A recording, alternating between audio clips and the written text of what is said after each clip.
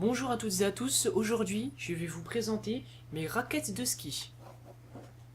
Mais non, je plaisante bien sûr, on va plutôt parler des geeks.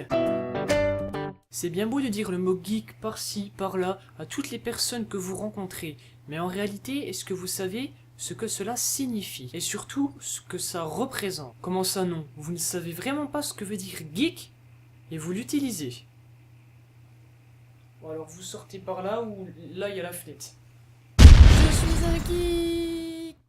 Utiliser à tort et à travers le mot geek, aujourd'hui ça veut dire n'importe quoi. De l'intello à lunettes, en passant par celui qui ne sort jamais de chez lui, eh bien ça ne signifie pas pour moi que c'est un geek.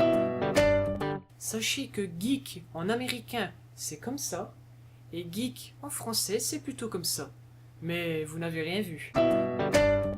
N'empêche que tout cela désigne une personne extrêmement pointue. Là c'est pas trop pointu. Là c'est peut-être mieux, mais c'est pas pointu.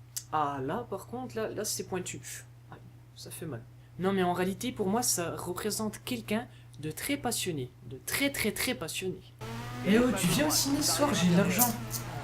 Mais t'es fou, j'ai presque fini le jeu. Non mais allez, en plus il y a plein de filles qui viennent et tout là, allez. Chut, je me déconcentre là, va-t'en.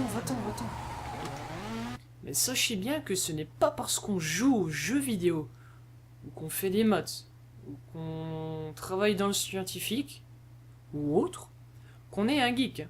Ça c'est complètement faux. Hein. Un geek c'est plutôt représenté par quelqu'un qui peut jouer pendant des heures et encore des heures. Et non pas une personne qui découvre un jeu et y joue 1 à 2 heures par semaine ou par jour. De nos jours, il faut bien savoir que le mot geek devient un peu flou quand même. En même temps, vous allez me dire, comment ne pas parler de geek, sachant que de nos jours, il y a la nouvelle technologie, encore la nouvelle technologie, des jeux vidéo, encore des jeux vidéo, et plein d'autres choses. Ne pas devenir geek, c'est impossible. Eh t'as vu, j'ai acheté le nouveau Call of, je suis trop un geek. Non je crois pas, non. Bah pourquoi ça? Pourquoi? Non, pour rien. On joue alors? On joue? Non en fait il faut que j'aille au basket. N'importe quoi. En fait, je pense même que dans plusieurs années, certaines personnes naîtront en tant que geek. Bah oui, tu sors du ventre de ta maman, tu as 1 an et tu as une tablette. À 2 ans, tu commences à jouer à Call of Duty et à 50 ans, tu as rempli ta cave de consoles. Non mais je plaisante. Ah oui, et une autre petite chose qui nous tracasse, ou du moins qui me tracasse, je pense qu'un vrai geek ne prendrait pas très bien soin de son matériel et ne rangerait pas extrêmement bien sa chambre.